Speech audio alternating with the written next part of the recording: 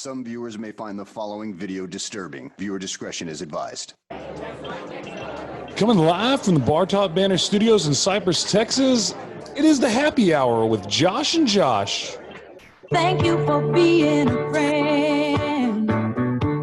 Travel down the road and back again. Your heart is true. You're a pal and a confidant. Thank you to all our friends listening, and thank you to my confidant, Josh Black. This is the Happy Hour with Josh and Josh, episode number 1. I want to give it up for 9 Banded Whiskey taking care of us today. Got it right over my shoulder. They've got a delicious straight whiskey and a delicious blended whiskey out of Austin, Texas. We're keeping it local. Get on, go to your cars, go to your liquor stores, take a picture, put it on the Instagram, put it on the Facebook, put it everywhere. That way they know that you are listening to the Happy Hour with Josh and Josh. And they keep giving us free booze because we like to drink. So episode 1, cheers to my good friend, Josh Black over there in Austin, Texas. How are you doing, buddy? Cheers, bud. Having myself a little Pinot after a long day at work. Been looking forward to this, man. Excited. How are you? I'm doing very, very well. Recovering from my slight vacation from my birthday, which was a hell of a time. Yeah. Definitely want to give a shout out to the Chad Cook Band. Always a great group of guys. They came down, toured up on the beach, toured up at the house. It was an amazing time. But what I realized through all the shenanigans of my birthday was I should be a professional washers and cornhole player. Like, that was the big takeaway from me, and I should be on ESPN 8 the Ocho every day. The Ocho. I've seen it firsthand a couple times, man. Most recently, I guess, at one Kyle Keller's wedding. But I don't disagree with you, and it looked like a great time. Seemed like a Chad Cook Band was the house band for your birthday. Yeah, and you know, when you get those guys together, they are nothing but a good time. You got Kevin, Dallas, Chad, Mike, all good guys. But yeah, it was I guess it was Saturday, and me and Joey went to get some groceries, and Kyle and Hunter, two of my other good friends, got lost in the smallest big store in America on Crystal Beach, and decided that they would continue to play washers and cornhole versus me and Joey until they repaid their debt. Needless to say, on Monday, I got a nice payment of $680 because their debt needed to be repaid. So Hunter and Kyle, I know maybe next time we can have a spelling contest. Maybe that's your game. No part of that is surprising. I don't know about the spelling either. I think they would get a little overconfident on that one as well. I mean, who double or nothing's it down to $680? Oh, it's not like you were a ringer. They've seen you do this before. And I'm not. I mean, I'm average. I'm okay, but yeah. You got a little whiskey, a little 9 Banded, and it was game over for those guys, and we tore them up. Loosens up the shoulders. That's the secret. You get some 9 Banded in you. Loosen the shoulders up. Pocket, just nothing but. You know, it's just I need to tell Kylie, who tomorrow is our 4-year anniversary. So kudos to us tearing up the world. 4? Yeah, man, 4 whole years together. And couldn't doesn't seem correct. I know it. I can't tell. It's going by so fast. My dad always says, you know, time flies when you're having fun. I guess I'm just living the dream. I guess so. Had a great time at y'all's wedding. Had a great time at your bachelor party. That seems like a lot less than 4 years ago, both of those. I had a good time the first time you and Kylie met.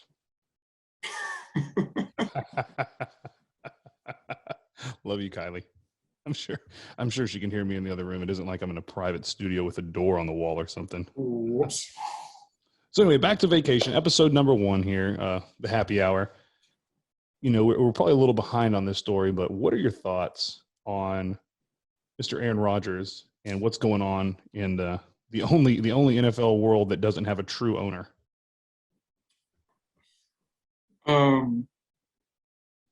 Because God owns the Houston Texans, is that why?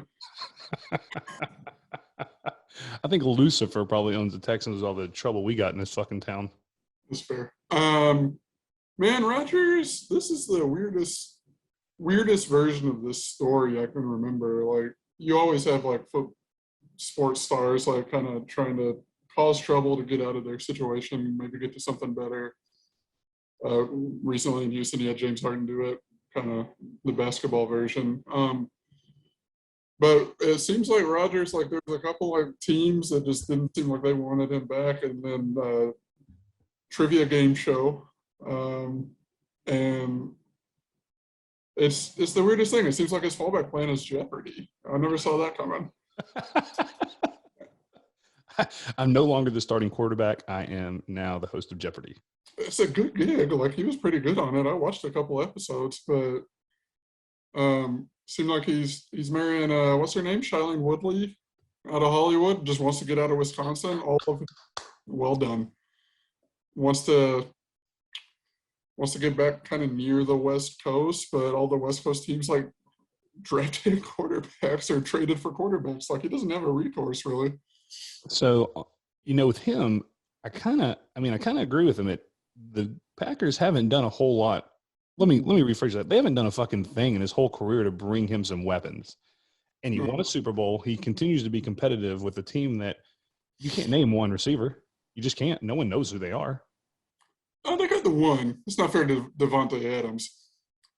But even he was like a second-day draft pick that they just happened to develop well. They haven't gone out and got – your point's taken. They have not gone out and gotten him weapons at all. And, yeah, I mean, that's the big thing with me. Like, he is one of the athletes. He's hung around. He stayed there. He waited his time after Favre, did really well. He's made them always a competitor. Even when they, don't do well, he's still playing very well.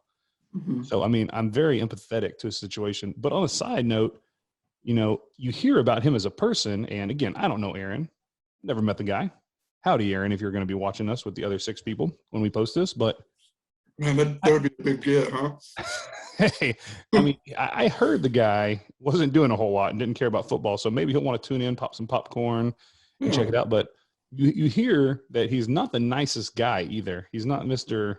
Personality, which isn't a horrible thing. But when your family doesn't really talk to you, that's probably a problem. He seems difficult. He's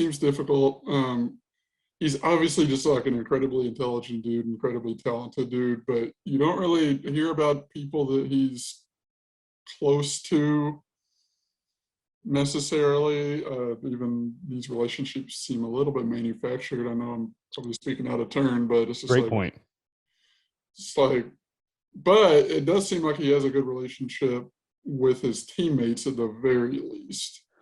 I mean, who doesn't like a winner? Michael Jordan was a cocksucker, but he won. It's like, oh, you're a dick. Oh, thanks for the ring. I got another one. No, B.J. Armstrong has 3 rings thanks to Michael Jordan. It's not the other way around. Shout out B.J. Armstrong.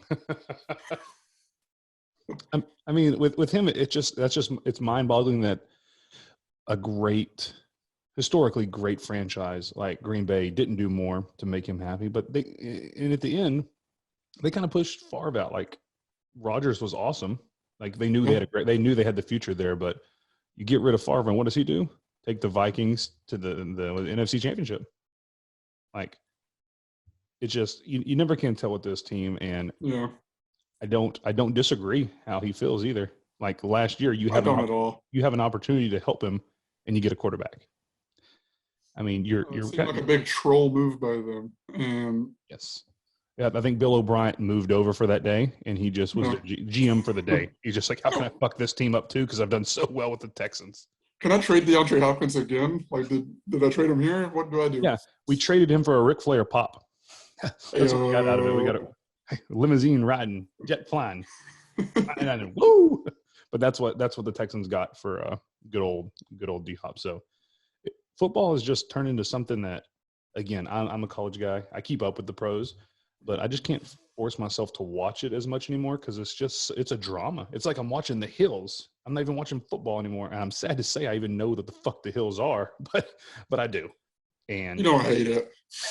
Okay, I love it. I can't. I'm a Hills guy. What can I say? I want to be on The Hills. Hey, again, if you're looking for people, I can be free for The Hills. So what happens? What do you think happens to Rodgers? What is the end? Does he really not come back, or the teams that he listed, like his preferred teams, and Russell Wilson did the same thing. He married a celebrity, and there's always rumors about like, oh, he wants to go to the Cowboys. Well, the Cowboys just shelled out like $100 million to not Russell Wilson, but a lot of money.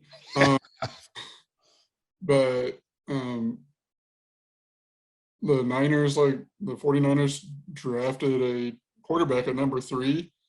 The Raiders are paying a ton of money to their quarterback already. So I think he's just going to play in Green Bay next year, honestly. You're not going to not be the quarterback of the Green Bay Packers to go do Jeopardy. That's not what actually is going to happen. What if that is what happens? He does Jeopardy, and then Drew Carey pulls a hammy. So then he's also he's like the king of daytime television game shows. He's just on like the CBS lot in Los Angeles studio. The only guy that's the same is Let's Make a Deal. He's popping up on Family Feud, like Steve Harvey goes to the Packers front office. Steve Harvey can't be replaced. I can watch Family Feud all day and watch the reruns for months because that fucking guy is hilarious. So I didn't get a direct line from Aaron Rodgers to Steve Harvey, but we did it. Sports is full of drama, and I think we got this going on in Green Bay, but you've also got boxing drama, which is ridiculous. We've already talked about this before, but it just gets more ridiculous. It just doesn't fucking stop. I think Fury is by far the best boxer in the world right now. Canelo's number 2. Canelo's number 2 in my opinion. Followed by however you want to put Joshua and Wilder. Wilder's not a boxer; he's more of a slugger, and Ruiz. But however you want to do all that, I think And Logan Paul's number 6. It's sad that we're about to talk to this guy about this guy, and this is all he wants is credit. But he's fighting Floyd, and I mean, I hope it's. I don't even know what the fuck I hope. I saw him take Floyd's hat off, and it's like his bouncers that just jerked off the Roadhouse was like, "Oh, I'm gonna fuck someone up now. This is what I've been waiting for. Someone to touch Floyd." And when's the last time Floyd fought? Was it Conor McGregor? Yeah, he just came out for some cash. Like that's no, he came out. He kind of batted him around a little. He made the fight go a lot longer than he had to. He could have. McGregor's. We talked about this because we was during Hurricane Harvey. Yeah. McGregor's only shot was to expose all the energy he had in the first 2.5 rounds and just try to knock him out. If it went past 2.5, there was no shot. And at 4, I'm surprised Mayweather let it go this long, but he was nice to Conor and they laughed all the way to the bank. Oh, absolutely. And a report came out today about the highest paid athletes. I think that's what you were doing here. The highest paid athletes for over the last year, and Conor McGregor smartly used that to build his name up. He made $180 million last year. And he sold the controlling stake of the shittiest Irish whiskey of all time. It's not good. It's real bad. Real bad. But I mean, I can't bring myself to buy this fight. I hope the rest of the world doesn't either because it's making these trolls rich. But I really hope Mayweather just goes out there and just puts a shellacking on him and ends it quickly. Like inside a round and a half would be great. 2 minutes. Like Couture to James Toney. That's another thing to bring up. All these boxers seem to call out a lot of MMA fighters. Like it seems like that's the new thing. I would love to see a boxer get in the cage and have a real fight because boxing. James Toney's been the only one that I can remember that's done that. Yeah, and he is. And if you look throughout MMA history, there have been people that were professional boxers, and I don't mean like, James Toney style professional boxers or Mayweather, but people that were professional boxers, like Holly Holmes, probably the best on the women's side. She was a champion in women's boxing. And then who is one of my favorites, the Irish hand grenade Marcus Davis. He was a pretty successful boxer opening up for big matches and things. And they seem to do okay in MMA, but they have to transition it. You're bringing a fighter into a sport. Boxing is a part of fighting. But when you're watching a real fight, like no one boxes. Someone takes to the ground, you're rolling around, and that's what it is. And MMA is the sport of fighting. I would love to see someone that thinks that they can actually get in there and hang tough, other than James Toney, put his money where his mouth is and got embarrassed real fast. But I appreciate him actually trying to do it. Well, I'm pretty sure he was older than Randy Couture was when they did it. I think within the next couple of years, we'll see like a boxer that's not in their prime, but at least like near their prime, maybe making the transition over a little bit. I think that'd be pretty exciting. I mean, I think it would make it vastly more interesting. I think an MMA fighter probably has a better chance in a boxing ring.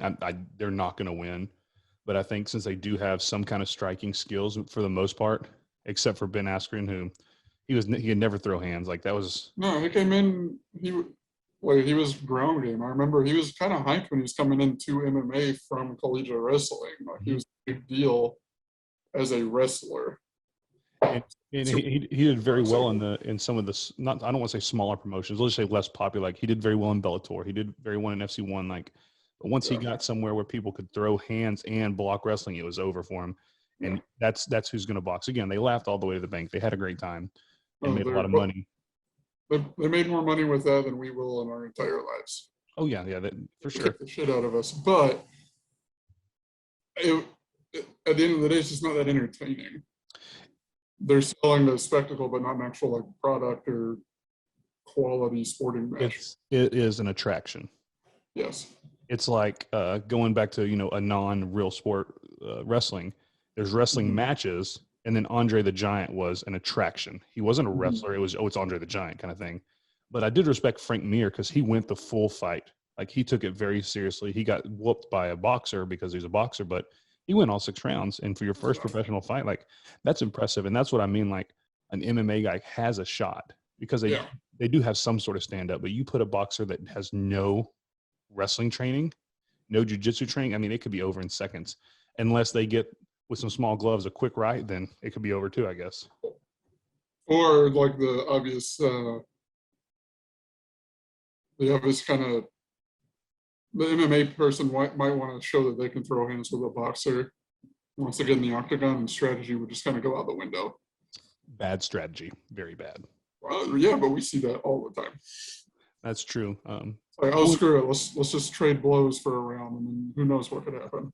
You get 1990 Mike Tyson in there, and then what was it? I saw the interview with murder somebody with Mike Tyson and Paul on my TikTok. I was going through, and they're like, "Oh, Paul and Mayweather," and I can't. And Mike looks high as fuck or drunk as fuck. He goes, "Mayweather's gonna fuck him up," as he's talking to him.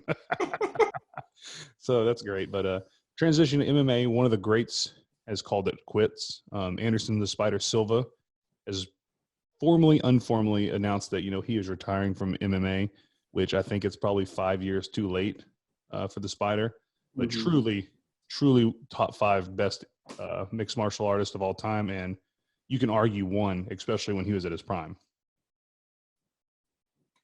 Yeah, and he's on that short list of people who, in their weight class, when they were in their prime, like George St. Pierre, a few others that just seemed unbeatable. Like you're gonna throw whatever kind of challenge you can at them. Like they're gonna get a Brazilian jiu-jitsu guy in there, try to just match fire with fire. He's just gonna be better than that. We're gonna get Forrest Griffin in there, who's a great striker from a weight class above. He's just gonna beat the absolute shit out of him. Good God.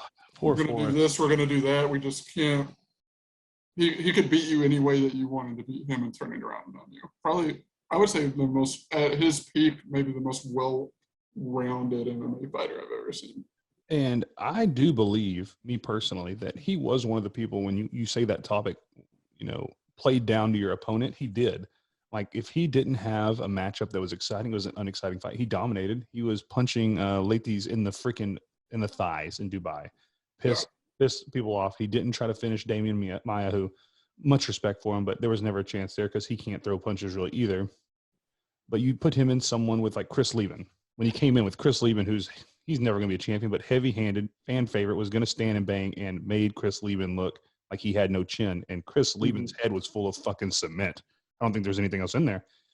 Made him look easy. Steve Irwin, who at that time was a heavy-handed light heavyweight, put him down and gave him the nastiest gash I've ever seen.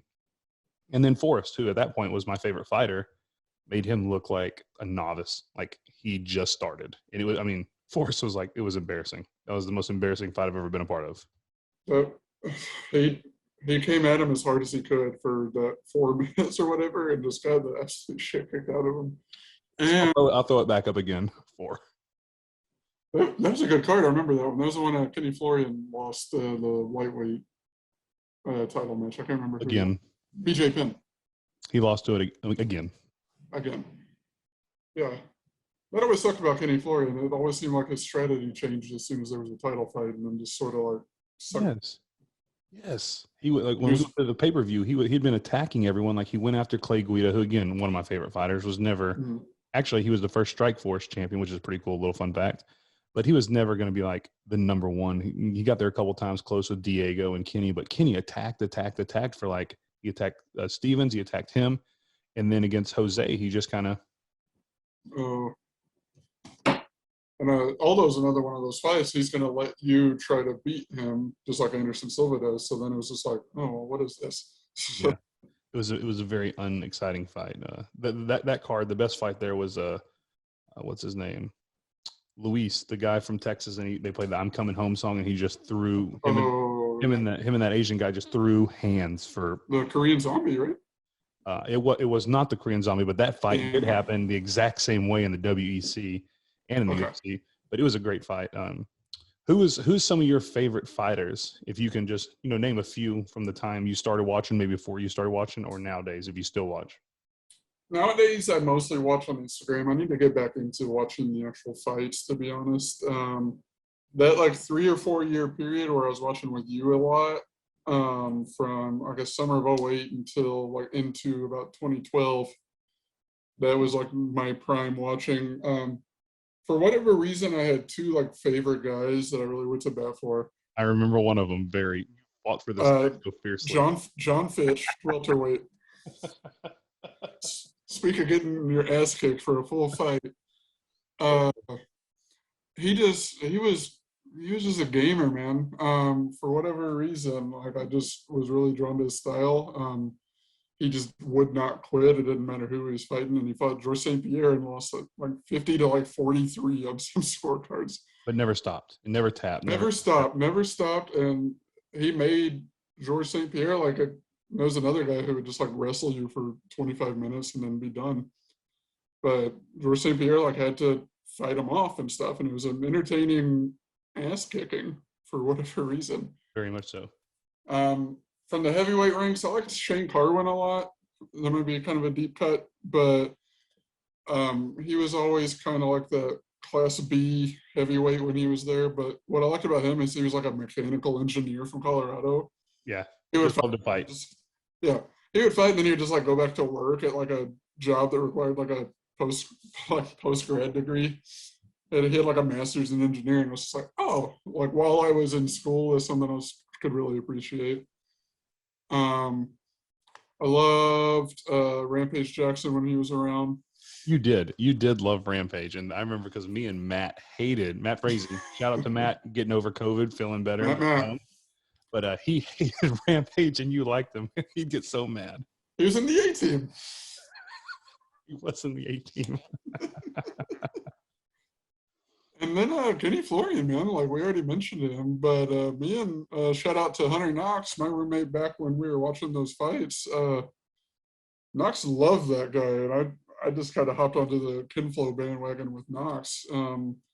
Just a really entertaining dude, unless he was fighting for a belt, and then it was just like, just overcautious. I don't know what happened. But Kylie just checked on Olive because Olive gets nervous when I'm at the bar for some reason and just sits in this room. She's like looking after you? I guess she's scared. No. Like Opal might be my favorite MMA fighter. Who else? You got any other off the wall ones? Off the wall ones. There was the one I created like myself in the video game. Jab, jab, takedown, jab, jab, thunder punch. Try for an armbar, fail, be back up. Shit, man, I should have prepared a lot more than I did. Anthony Johnson. Oh, man, Rumble. Rumble was a beast. Speaking of just, like, entertaining fighters. Did you hear that he was recently arrested? I did not. He apparently stole someone's identity, and they tracked it to someone that bought a flight from A to B with the name Anthony Johnson, and where he was flying was his main event fight in Bellator. True story. Looked it up. I couldn't believe it. And for anyone watching, go just pause, I guess, because we're recording this. Pause this and go Google Anthony Johnson and think to yourself, like, could this guy really have thought that he was going to get away with looking like anybody else in the world? Shoulders like fucking tree trunks. Like, oh no, I'm not this guy.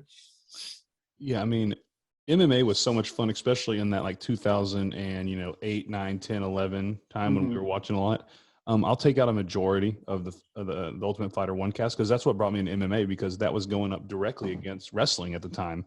And I really got in. I kind of left wrestling because I was always a big guy into wrestling, into MMA. And, you know, Chris Lieben, I loved watching him fight.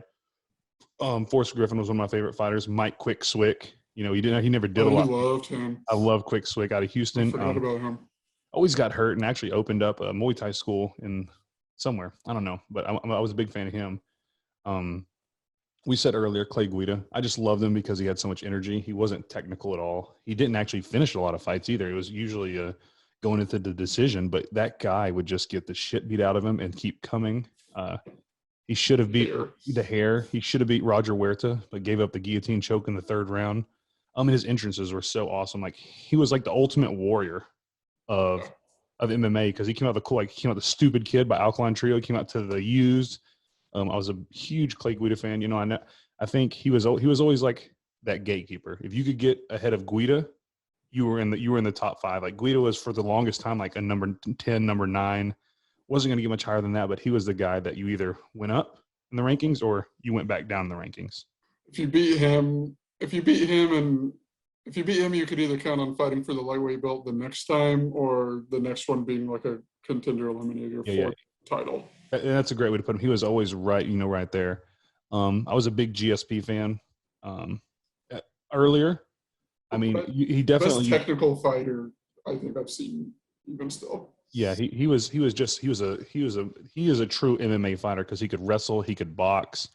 You know, some people were like, you know, he didn't finish; it was getting boring at the end. He was just that technical. Like with Koscheck, he broke his orbital and it was all jabs. And you know, with Dan Hardy, he almost broke his arm, and that was his BJJ. He was just such a great MMA fighter. So, you know, he was up there definitely for me. I forgot about Dan Hardy. I loved his. He peaked and then valleyed real quick, but I loved him. What made you love Dan Hardy so much? What made you love Dan Hardy so much? Just the hair, and he came in just talking a lot. He would talk a lot with the British accent and then put on an entertaining fight. And for a few fights there, it always seemed like he was a threat to knock someone out.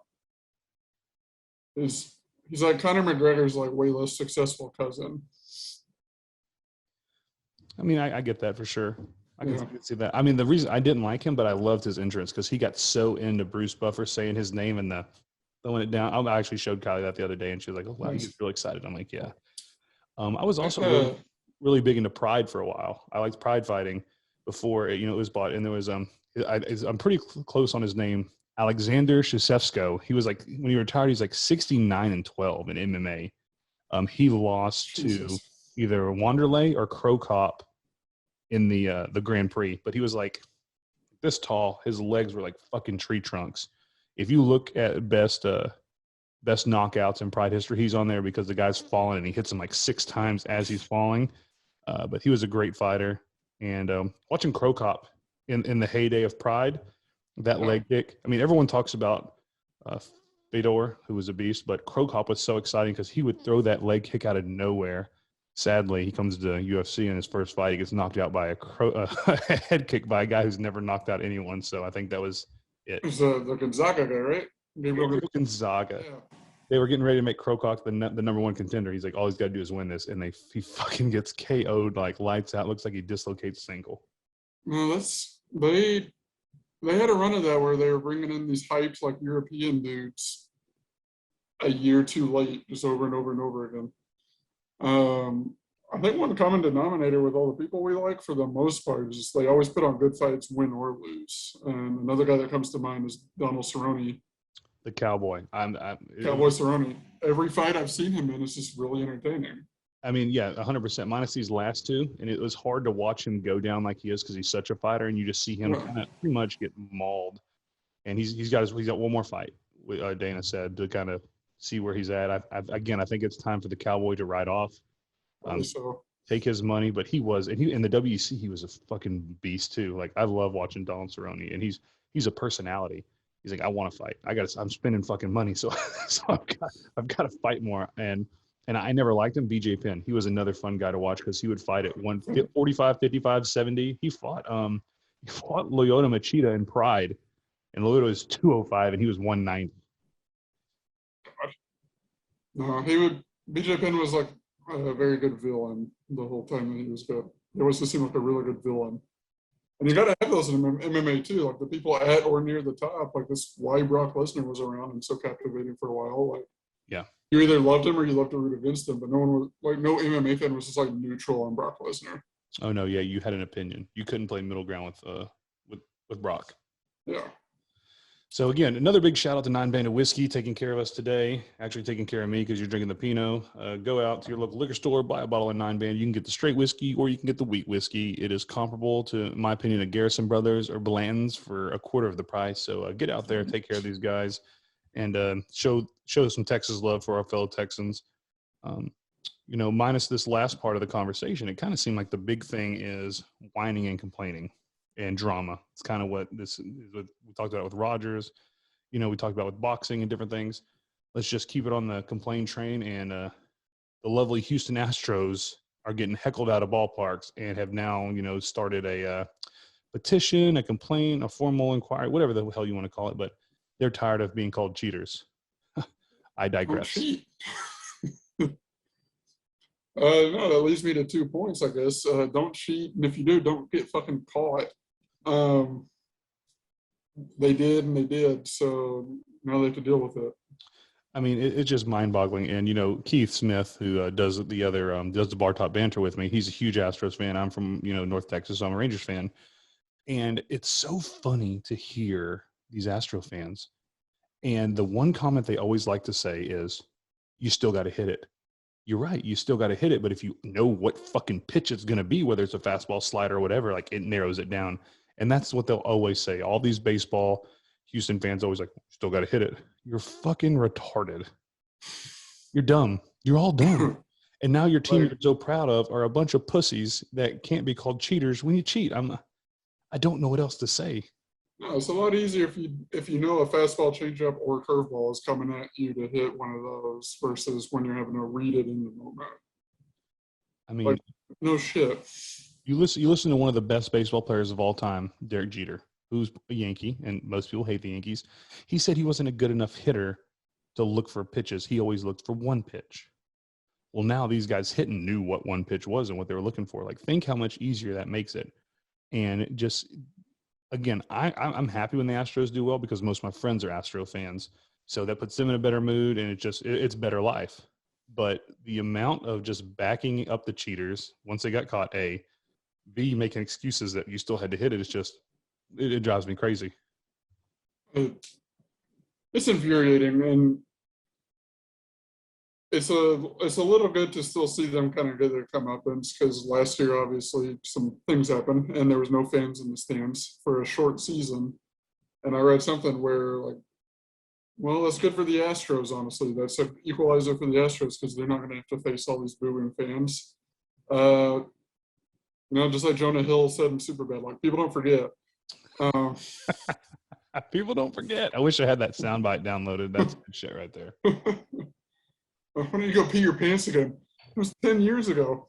People don't forget. But, like, I'm glad that people didn't forget. I'm glad that we have, like, a villain. And I think it's good for baseball, honestly.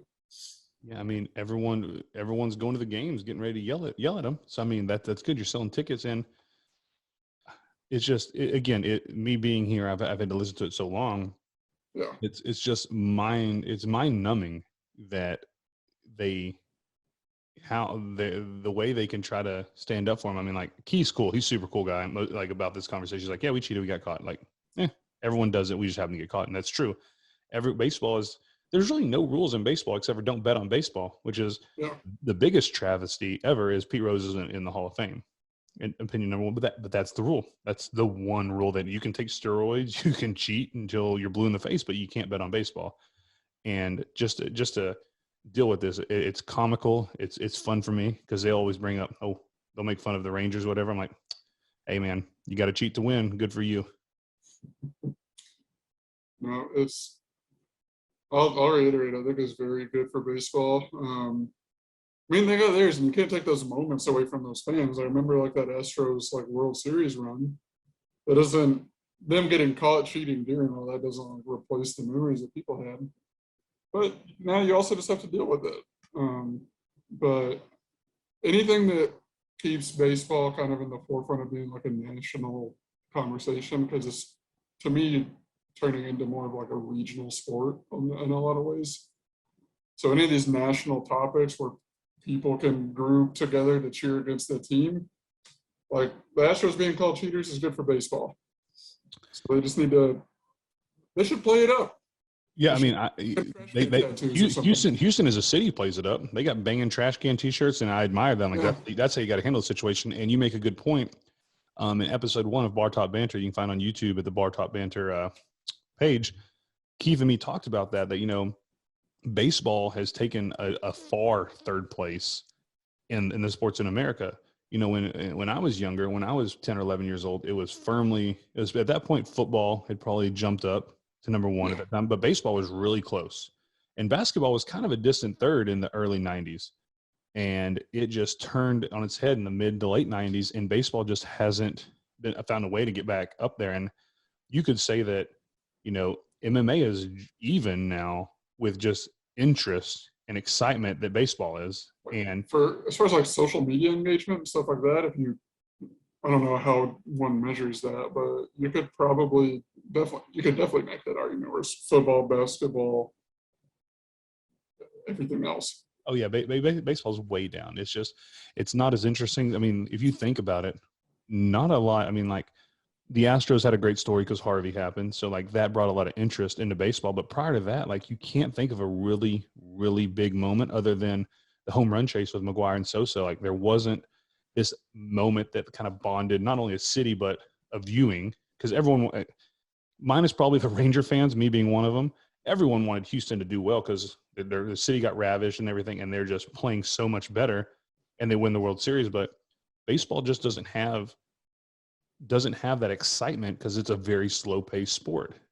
The one counter I'll have to that, and it's still 20 years ago, but after 9/11, Bush coming out in the World Series, giant, it's like obviously wearing a bulletproof vest under his jacket, rifles off that first pitch, and then that World Series between them and I think it was the Diamondbacks. I mean, that's good. That was a big moment, but other than that, like, and I think part of it is like in 95 you had the strike, 98 you had the home run chase, 99 you had, oh wait, these guys were juicing. And then what should have been the big one was like the Barry Bonds, like home run, like beating Hank Aaron, but everyone hated Barry Bonds and just kind of checked out. Yeah, like you just didn't even. I mean, when everyone was watching him on the home run, like to beat McGwire, but it didn't have near the excitement that McGwire and Sosa did. No, I remember that summer. That was incredible. And you talk about 9/11. I think of that. I think of Piazza hitting the home run in New York of all things, and then Sosa with the American flag running out. That's a cool visual. Speaking of America, Memorial Day is right around the corner. I asked 13 people, younger people, mind you, that happen to work at the same place I work, didn't know what Memorial Day was or what it stood for. And I about had an aneurysm. I almost didn't make it out of work that day. I always have to give it like a quick second thought because I think people, like you served, you're a Navy man. I try to text you or call you every Veterans Day, and so you do every year. You're going to be getting a lot of happy Memorial Days, and it's not like a happy day. And it's to honor like our fallen troops, and people get that really mixed up, I think. I mean, they vastly do, and I think even Dad, Memorial Day was always big in our family. Even for Dad, Mhm. it was, we celebrate because these people have fallen and these people have lost their Right. lives. And it was just kind of, I was surprised the lack of knowledge. And then even trying to give them the hints, like, what is memorial? Why is there usually a memorial for somebody?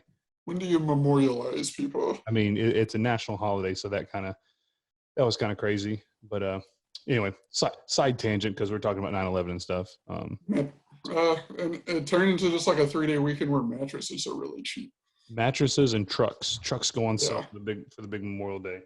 So that's kind of all of our major topics we're going to be talking about today. But this part of the segment is called "I'll Have One More." This is kind of our overtime segment where you're at the bar at happy hour and you're supposed to leave because the wife and girlfriend are calling, and then your friends stare at you long enough and you're like, okay, I'll have one more. So on this little part of the episode, we both get to just kind of bring up a topic and just kind of chit chat about it. JB, do you have a topic that you would like to talk about? I do. They've been doing I'm into the NBA quite a bit, almost unhealthily as much as I follow it. They've been doing a countdown because the Hall of Fame induction is in 3 days. So they've been adding in on their Twitter account, a player who wore that number, like when it was 41 days away, they had Dirk's picture like this many days away. Today, obviously, it was Allen Iverson, 3 days away. This Hall of Fame class, though, is ridiculous. The late, great Kobe Bryant is getting inducted. Michael Jordan is kind of inducting him in. And then the other two inductees are Tim Duncan and Kevin Garnett. And I was thinking, I want to make you rank those 4 guys. Kobe, Duncan, KG, and AI? Iverson. So KD, KG. KG, Kevin Garnett, Allen Iverson, Kobe Bryant, and Tim Duncan. I mean, if you're talking about just, it's very hard to rank them. I'm not a. It's hard, right? Yeah, it really is. I mean, if you're thinking about, it depends on how you do it. One thing I won't do is I won't get into the LeBron and Mike debate. I think generationally the game is different because people will say, LeBron or Jordan is better. Like LeBron would have dominated, then like he would have played differently. He would have grown differently. Like No, they LeBron, would have turned LeBron into like Karl Malone who can pass. because it would just they would This is body type. because they didn't play like that. Like if you put LeBron in the 50s, LeBron wouldn't have played like he does now because in the 50s he didn't play like that. If I had to rank those people, I mean, I'm probably going Kobe number one. He was amazing in every facet of the game, and just such an amazing player to watch. He's probably number one for me. Number two, just through his heart and everything he was able to accomplish with the lack of size, I'm going Iverson. He probably isn't better than the other two. He's probably last out of those on a lot of people's thought processes. But he went to the finals with Eric Snow as the second best player. So I think that says a lot about his ability, his character, his drive. And it pisses me off that people always talk about the practice rant because they don't show the whole context that his friend had just passed away and he just still played an amazing game. But they went to practice, and whoever the PR guy was for the 76ers that day should have been fired on the spot. Just sold him out. They should have pulled him off the podium as soon as anything was happening. It was so disrespectful, and I think that set the 76ers back a long time because you had someone that wanted to retire as 76er, and he would also chop off his leg to win a game. I was a big Iverson fan. So he's number two for me. 3, which is probably number 2 in a lot of people's minds, I'm going with Mr. Fundamental, Tim Duncan.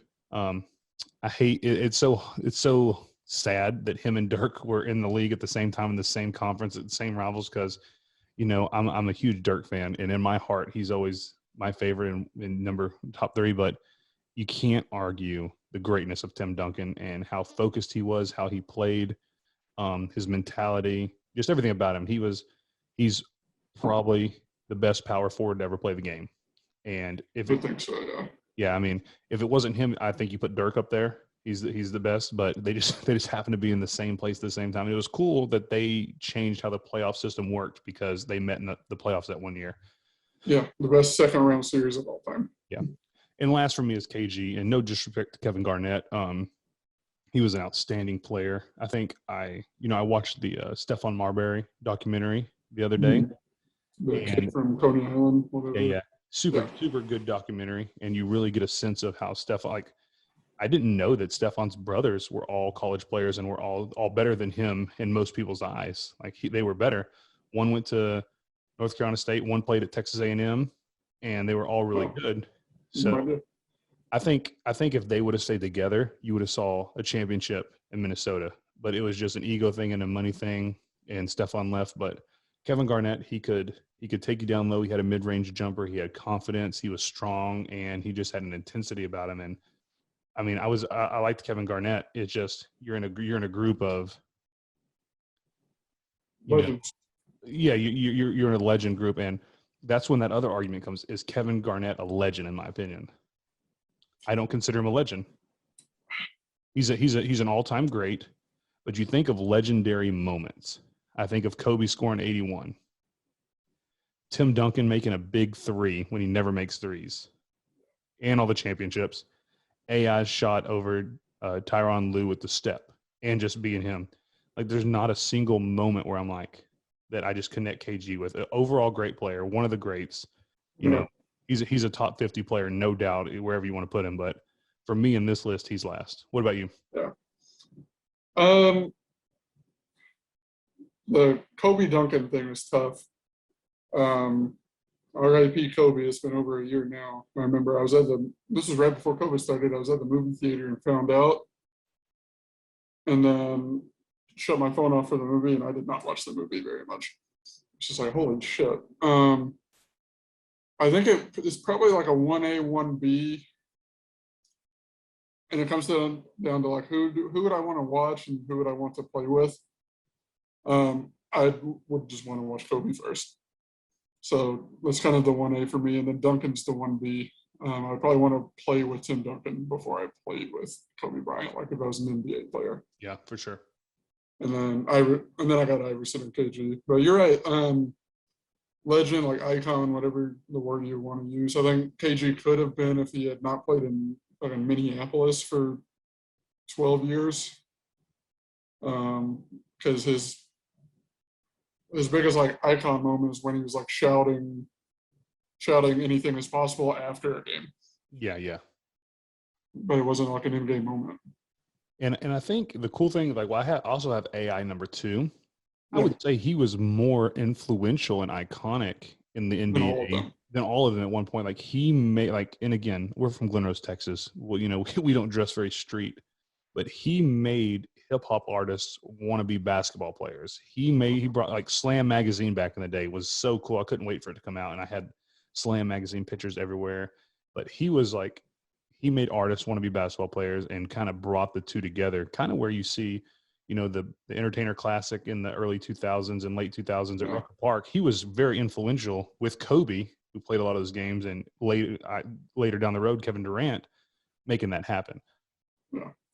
And that one Slam cover, like that Soul on Ice cover, where it's Allen Iverson and he's got his fro kind of picked out and he's wearing the retro Philly jersey. Iconic. My God. I was listening to another podcast with someone that used to work for Slam, and he was telling the story of that day, and Allen Iverson showed up like 8 hours late to the photo shoot, and they just sat there and waited for him. Yeah, I mean, not only that, and that's the kind of status he had.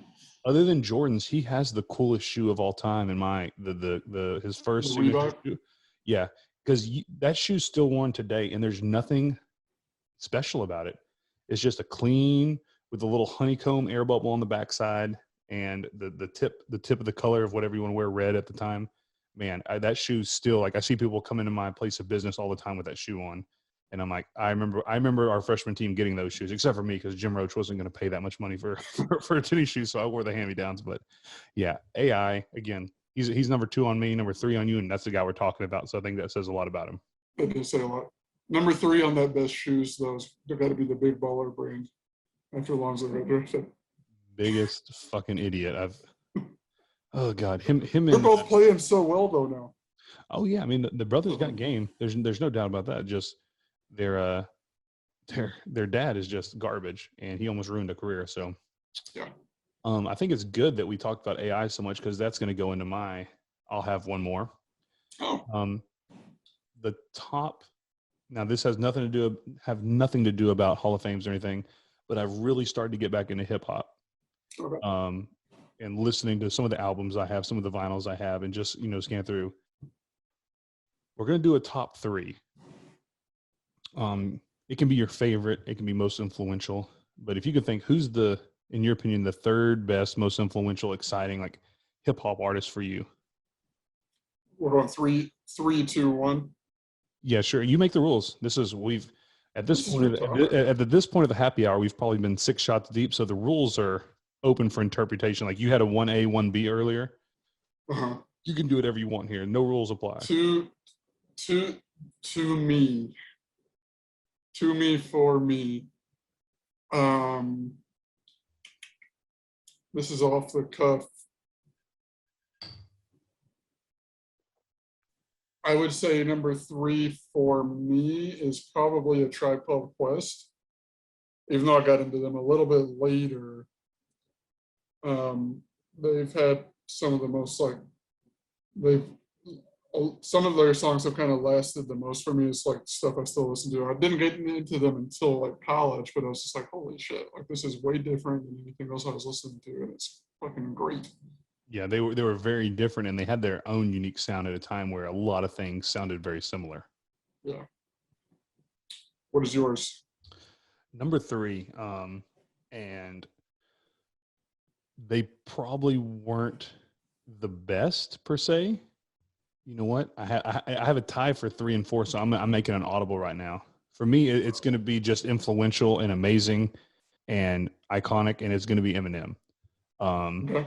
Coming from someone from the bottom, didn't get any love, played at Warped Tour, and arguably, he played at Warped Tour. Yeah, he played at Warped Tour. It's crazy, right? He made a career out of just killing people, freestyle, and basically made Machine Gun Kelly become a pop punk guy because he killed him with Kill Shot so bad that he did. But he could do everything. I mean, I might as well say my honorable mention. It was NWA. I think they brought gangster rap to the front. There was no such thing as gangster rap before them. They gave UGK kind of their sound with a Houston Port Arthur flavor.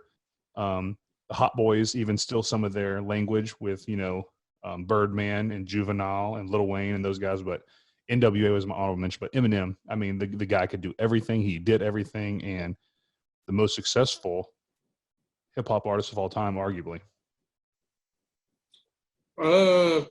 Probably so. I think I think you would just have to think that, and I may have to do an audible as well. I mean, the thing I loved about Eminem is because he drew you in with if you didn't listen to the lyrics, it was like Semi-Charmed Life by Third Eye Blind. You're talking about getting high on crystal meth, but you're like just kind of happy-go-lucky because the beat. Like, Hi, My Name Is, The Real Slim Shady, Purple Hills with D12, like all his first singles off his albums were like very dance-friendly, like sing-along, but if you really listen to it, you're like, this is fucked up. But then he would come out with like Stan or... was overtly fucked up. Oh God, yeah, he murdered people, and like you just listen to those, and you're like, holy shit! But he drew you in with like this happy radio friendly song, and then it was like, this is what I'm about. Someone came to mind, and my audible, and I think we're just gonna both end up with top 4s at this point. My audible has gotta be like the three I have left. I have to also include Kanye West just for how influential he was, and still is. Yeah, he's crazy. But his first album, College Dropout, it doesn't get better. That could be top 10 best hip hop albums of all time. And then he's my 3, and then Tribe's probably my 4 at that point. Sorry, I had to interject in there. So you got 2. All right, number 2 is Outkast for me, pretty easily. That's great. They're not in there for me, but that's a really I forgot about Outkast. Fantastic. Speaking of like dance friendly radio-friendly songs that are actually really sad when you hear about them. Hey, just go listen to that and read the lyrics for it real quick. Everyone moved to the back of the bus. I just think of Coach Dye. Rosa Parks. God, what an incredible song. But Coach Dye and Clint Hubert. That gets you fired these days. Shout out Clint Huber. I'm not moving. Well, no, you are.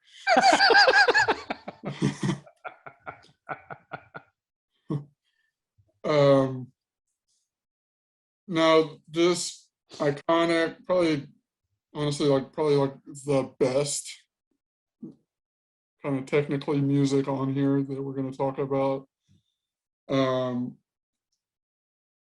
with a couple other people that we're probably still about to mention, like music that you almost would listen to, like they almost wouldn't get grouped in with other like rap groups or rap acts, but like they would get grouped in with like the Strokes. It's just like, this is music that I'm turning other people on. That's like cool music.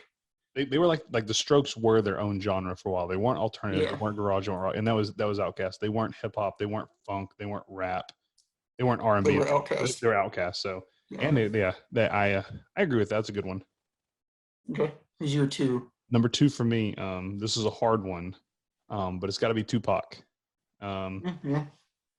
Everything that guy did, he could do like the straight gangster rap, like I Get Around. Like you hear I Get Around, it's just a fun, like I'm fucking broads left and right getting as hammered as can be. But then you got Brenda's Got a Baby, like serious stuff that was going on in the early 90s in the projects, which luckily obviously I never had to deal with, but like the dark side that most people, especially from like a Glen Rose, Texas, or a more, let's say, Caucasian group, like you really don't know what's happening out there. You just see what's on the news, but he like broke it down like super serious, and you're like, holy fuck. And then changes. Oh God, that came out I think in '99, and I would run home from the bus to try to catch TRL and just hope that they would be the Backstreet Boys or NSYNC. That Changes would be number one, and he'd already passed away at that time. And that song comes out, and it's everywhere on the radio at that time. He was a great actor, in Juice, Above the Rim. He's another one of those guys you just wonder what he would have done if he wouldn't have died so young. I would have loved to see it. I think, he's terrifying in Juice. I watched it not that long ago. He's like, you forget that he's Tupac. It's like, oh no, he's gonna. The scene in the high school when Omar Epps like closes the locker and he's just there like staring at him. A legitimate like horror movie moment. Well, like that scene, and then Above the Rim where he's at the club and Marlon Wayans comes in and blows him away because he's Birdie. He's running the game. Like that movie, I used to watch that on TNT like at 10 o'clock at night every weekend because they always played it, the late night movies. But yeah, Tupac, I have All Eyes on Me on 33 for the vinyl, and anytime you put that on, it's like you get in the mood. You're like, yeah, dude, Tupac was the man. So Tupac's number two for me. Okay. So my number one would have to be just Jay-Z for what he's kind of just given me over the years, over this amount and quality of music, the collaboration with Kanye West, the Watch the Throne album, his collaborations with his wife, Beyonce, who's pretty good at music in her own right. She's pretty good at life. AKA better than anyone that we've talked about so far.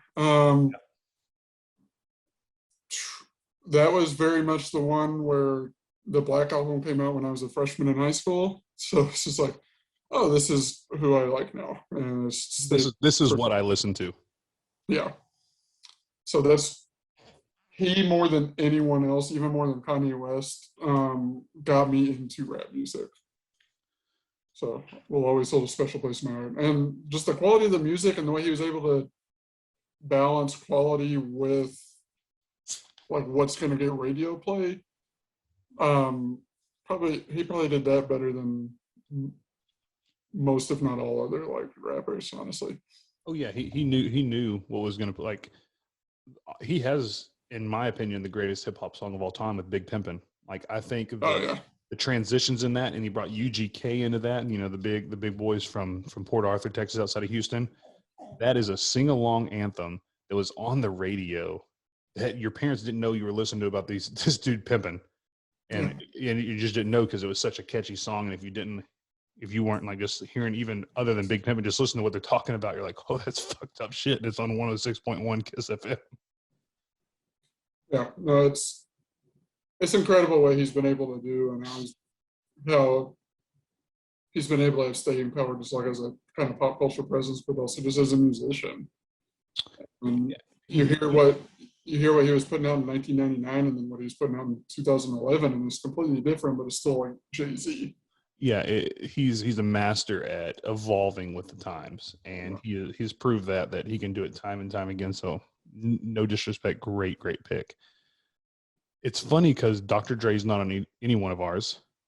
Who has you think probably the best rap producer of all time, best rap producer, and maybe the best album with the Chronic, and Chronic too. Either one of those you could say was one of the greatest. But for me, it's a 1A, 1B. I'm going with B.I.G. He never ran out of breath. He just kept going and going and going and going. So, I mean, Hypnotize, Big Papa, Juicy, everything was great. I could talk about him for hours, but he was another guy. What all would have he done? How awesome would have he been? No, and that's why I didn't want to get into this conversation because I figured that was going to be your number one. Just to think about all those people kind of that we lost in the late 90s, not only rap, but like think about like Chris Farley and stuff like that, just like what they would have done. I really do think that Tupac would have been more of like a polymath, kind of almost like he would have started kind of creating things, being a great actor like he already was, everything else. Whereas I think Biggie just would have kept cranking out this incredible music over and over and over again. Then now I look and Josh is gone. It's just his microphone and some nine-banded whiskey. Nine-banded whiskey, Austin, Texas. It's great. I had a little accident. I had to clean it up real fast. Oh. Dogs. Poor buddy. What are you going to do? Yeah, my dog last week just took like, I've had her 11 years for background now, and a couple of times she's gotten like sick and like diarrhea or whatever in the apartment. She just took like a full shit in the apartment the other day. She just doesn't give a fuck anymore. Yeah, Olive was just throwing up. She just looked at me. We talked earlier, Olive throwing up on the only piece of carpet we have in this whole wood floor house. I think that hip hop these days could just mop the floor would get mopped to the floor with the guys from the past. Like these people that they're just Little Xan and Little X and Little Doob. And I mean, Mac Miller was good. I liked Mac Miller. I listened to him. I wasn't into him like these other guys, but it's not even close. I can't get into it. I've tried because the people I work with, like they're into it, and they're, some younger that I work with, I try to, get on a common level. Some of the people I work with in my department don't even know who Tupac is. That's unfortunate. So that's the level of this generation of the 15 to 20-year-olds that don't know who Tupac are. Man, I'm looking through my phone right now. Kendrick Lamar hasn't put anything out recently. He's one that could go back and do just as well. I think he's pretty incredible. Chance the Rapper's kind of fallen off lately. I mean, Travis Scott has Astro World here every year, but I couldn't tell you one song he sang. I just know he puts on a big festival, and Marilyn Manson was there last year, and everyone was like, holy shit, he was actually pretty good. And I'm like, yeah, it's Marilyn Manson. He just screams and does Marilyn Manson things. Pusha T's pretty great still. Like him. The Baby, he's pretty good. Out of Charlotte. And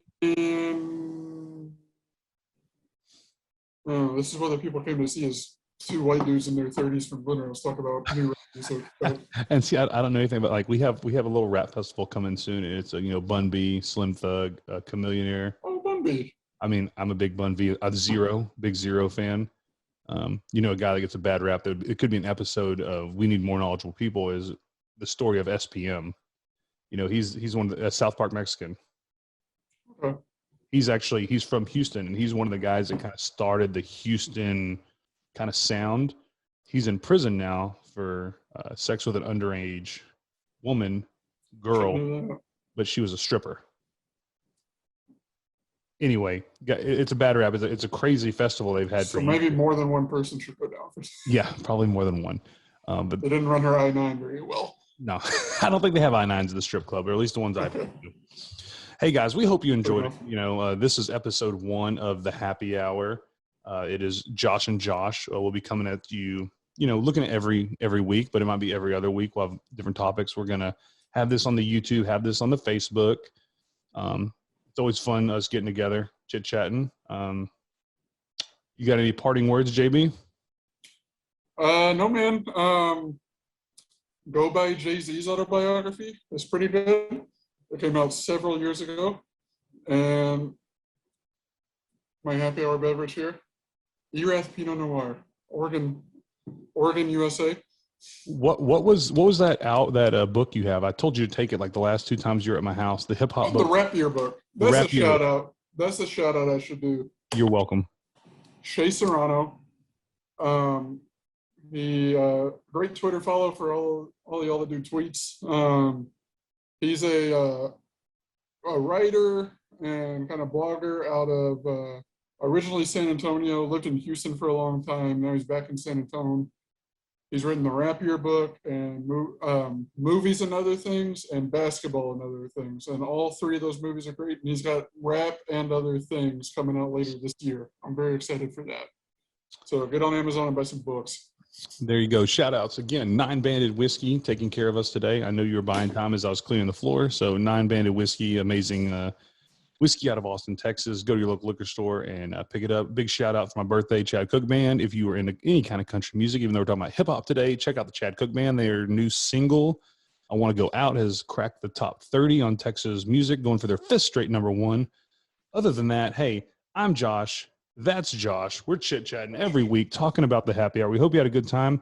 We have another amazing 80s theme song to play us out. And until next time, we are the happy hour. Hope you all have a good night. Your 3rd fiance didn't show. Oh. Sometimes you want to go where everybody knows your name. And they're always glad you came. You want to be where you can see our troubles are